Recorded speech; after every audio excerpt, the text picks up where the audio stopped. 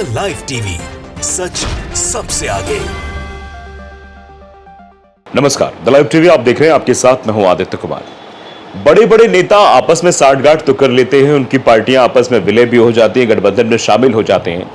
लेकिन छोटे कार्यकर्ता जो जमीनी स्तर पर लड़ाई लड़ते हैं, यानी एक साल पहले तक जिस पार्टी की वो बुराई कर रहे थे, आज उसी के गठबंधन के प्रत्याशी का समर्थन उन्हें करना पड़े, तो हो सकता है कि अंदर से वो दुर्भावनापूर्ण जो भाव होगा वो निकलकर सामने आ जाएगा और उससे समस्याएं भी खड़ी हो सकती हैं।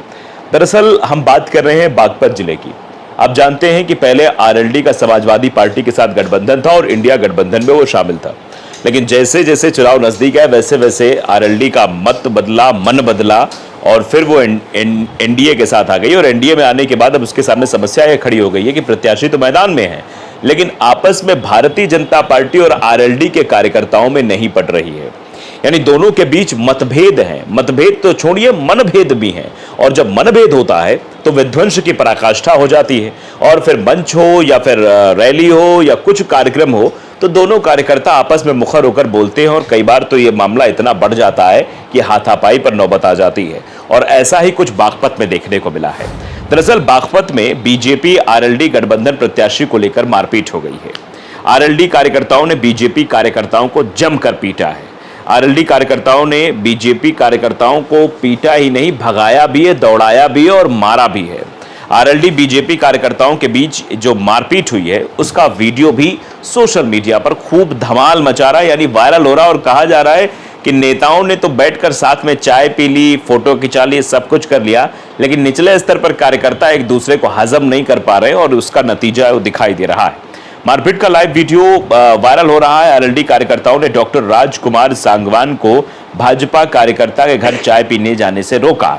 छपरौली क्षेत्र के तिलवाड़ा गांव में रात के समय यह मारपीट हुई है, जिसका वीडियो आप अपनी स्क्रीन पर देख सकते हैं। किस तरीके के हालात वहां नजर आ रहे हैं, आप स्थितियों का अंदाजा लगाइए और देखिए किस तरीके से ये भारतीय जनता पार्टी के कार्यकर्ता हैं जो पिट रहे हैं, और जो पीट रहे हैं वो आरएलडी के कार्यकर्ता हैं। यानी आरएलडी और भारतीय जनता पार्टी के बीच विध्वंस जोरदार है और इसको लेकर जो है लोग चुटकी भी ले रहे हैं। लगातार लोगों का कमेंट, रिएक्शन भी आ रहा है इस मसले को लेकर।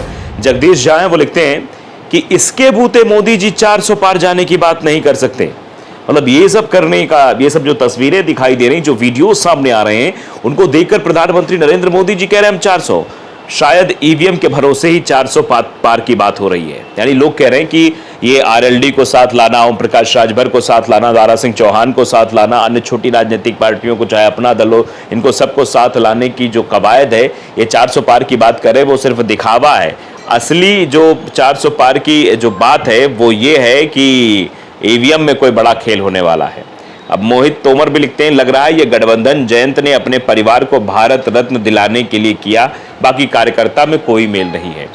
यानी अपने परिवार के लोगों को भारत रत्न दिलाने के लिए सब कुछ हुआ है, बाकी और आम जनमानस का कोई सरोकार नहीं। आम जनमानस बिल्कुल भी परेशान, मतलब बिल्कुल भी इस बात से खुश नहीं है कि आरएलडी यानी किसानों की बात करने वाले नेता आज किसानों पर अत्याचार करने वाली पार्टी के साथ जाकर बैठ गए हैं और उनके गठबंधन में शामिल हो रहे हैं और उनके साथ मैदान में उतरने की बात कर रहे हैं। तो जयंत चौधरी के सामने तो बड़ी मुसीबतें अभी खड़ी होने वाली है। अभी पश्चिमी उत्तर प्रदेश में तो चुनाव जब अपने चरम पर आएगा तो हो सकता है कि अभी और ऐसी तस्वीरें देखने को मिलेगी जहां भारतीय जनता पार्टी और आरएलडी के कार्यकर्ता भिड़ रहे हैं। और फिर उस समय समस्या ये खड़ी हो जाएगी कि आरएलडी की तरफ अगर देखेंगे जयंत चौधरी तो मुसीबतें उनके सामने बीजेपी की तरफ से भी खड़ी हो जाएंगी। तो ये जो चीज़ें बनती हुई दिखाई दे रही हैं वो सिर्फ और सिर्फ मुश्किलें खड़ी कर रही हैं, इसके अलावा और कहीं भी कोई विकल्प दिखाई नहीं दे रहा है। तो आप अंदाज़ा लगा सकते हैं किस तरीके की चीज़ें होती हुई दिखाई दे रही हैं। स्थितियां बहुत नाजुक हैं।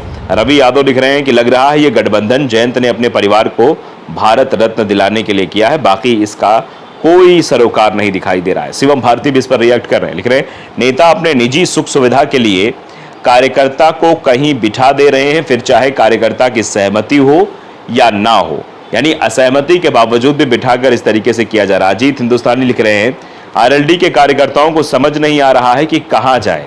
आरएलडी का बीजेपी में विलय तो हो गया है, लेकिन कार्यकर्ता थूक कर चाटना नहीं जानते। यानी कार्यकर्ता, क्योंकि जमीनी स्तर पर कार्यकर्ता ही पार्टी को मजबूत करते हैं।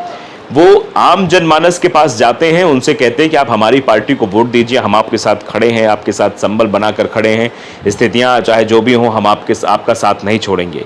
बीजेपी से नफरत करने वाले आरएलडी भक्त अब अपना बाल नोच रहे हैं। यानी बीजेपी से जो नफरत करते थे, बीजेपी के लिए जो खिलाफत में बोलते थे, अब अगर उन्हें बीजेपी की तारीफ करने के लिए कह दिया जाए तो उनके सामने तो मुसीबत है कि जिस भारतीय जनता पार्टी को हमने बताया कि वो पार्टी जो है वो ध्यान नहीं दे रही है, वो चीज़ों को सही तरीके से नहीं कर रही है, किसान मर रहे हैं, किसान आंदोलन कर रहे हैं। आप देखिए कि अभी भी शंभू बॉर्डर पर किस तरीके से किसान डेरा जमाए हुए हैं और स्थितियां नाजुक होती जा रही हैं। सरकार है कि सुनने को तैयार नहीं, साल भर से बड़ा आंदोलन चलता है, दिल्ली के बॉर्डर पर किसान बैठ जाते हैं, किसानों की मौत हो जाती है, 750 किसान अपनी जान गंवा देते हैं, तब ये सरकार नहीं सोचती है।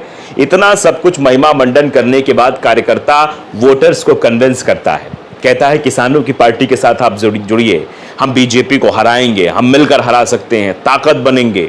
और आज उसी कार्यकर्ता को उसी जनता के सामने डिफेंड करने में दिक्कत हो रही है, क्योंकि जनता भी तो सवाल करती, कहो भैया कल का आप कह रहे थे कि बीजेपी बहुत बेकार पार्टी है, बीजेपी किसानों की नहीं सुनती है, बीजेपी ने किसानों को मार डाला है, ऐसा फलाना ढिमकाना आप कह रहे थे, आज कह रहे हैं कि बीजेपी के साथ तो हमारा गठबंधन हो गया है, बीजेपी तो अच्छी पार्टी है। यानी ये जो चीज़ें हो रही हैं, जिसको गांव की भाषा में थूक कर चाटना कहते हैं, वो चीज़ें भी निकल कर सामने आ रही हैं और उसको लेकर कह रहे हैं कि भैया आज ऐसे हो रहा है, कल ऐसे हो जाएगा। अब देखिए विनोद यादव लिख रहे हैं कि चवन्नी बिका है, जनता थोड़ी बिक गई है। यानी चवन्नी पर लोग बिक गए हैं लेकिन जनता नहीं बिकी। जनता आज भी जानती है कि सच्चा कौन है, झूठा कौन है। भाजपाइयों को ये जनता सबक सिखाएगी। चौधरी चरण सिंह हमेशा लड़ते रहे इन भाजपाइयों से, लालच में आकर बिक सकता है पोता, बिक सकता है, जनता कभी समझौता नहीं कर सकती। यानी लालच में आकर पोता बिक सकता है। पार्टी को खड़े करने वाले लोगों ने भारतीय जनता पार्टी का विरोध किया था उस वक्त, किसानों का जिन्होंने साथ नहीं दिया, लेकिन आज स्थिति ये है कि पोता जो है भारतीय जनता पार्टी के साथ खड़ा हुआ है, वो उनके साथ चुनाव लड़ने जा रहा है, मैदान में आ रहा है। तो ये समस्या है कि लेकिन जनता वो समझौता नहीं करेगी, जनता अपना जवाब दे रही। और ये मारपीट की जो तस्वीरें हैं वो यही हो रही है। डॉक्टर मनोज भी लिख रहे हैं कि बहुत बढ़िया काम हो रहा है आजकल, यही कार्यप्रणाली संसद में भी चलेगी।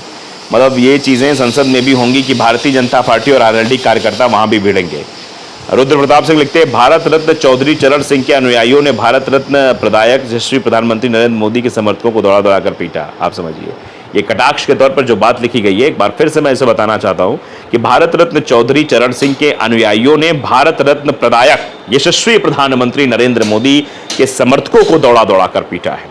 यानी भारतीय जनता पार्टी के समर्थकों को, भारतीय जनता पार्टी के कार्यकर्ताओं को दौड़ा दौड़ा कर पीटा गया है। आजाद लिख रहे हैं कि अब शुरुआत हो चुकी है, जहां भी नेता दिखे समझो लोग अपना गुस्सा निकालने के लिए तैयार बैठे हैं। यानी आरएलडी के नेताओं के लिए, भारतीय जनता पार्टी के नेताओं के लिए जो गुस्सा लोगों के अंदर धीरे धीरे करके पनप रहा है, वो अब दिखता हुआ भी नजर आ रहा है। और उससे जो है स्थितियां भी समझ में आ रही कि आने वाले समय में, अभी तो ये शुरुआत हुई है और आगे बहुत बड़ी चीजें होती हुई भी नजर आएंगी। लेकिन अभी आम जनमानस का और कार्यकर्ताओं का गठबंधन या मन नहीं मिल पाया है, मत नहीं मिल पाए हैं, और इसीलिए विरोध के सुर अब तेज होते जा रहे हैं। द लाइव टीवी को अगर आपने सब्सक्राइब नहीं किया, जरूर करिए, बेल आइकन दबाइए ताकि सच खबर आप तक पहुंचती रहे। नमस्कार। द लाइव टीवी, सच सबसे आगे।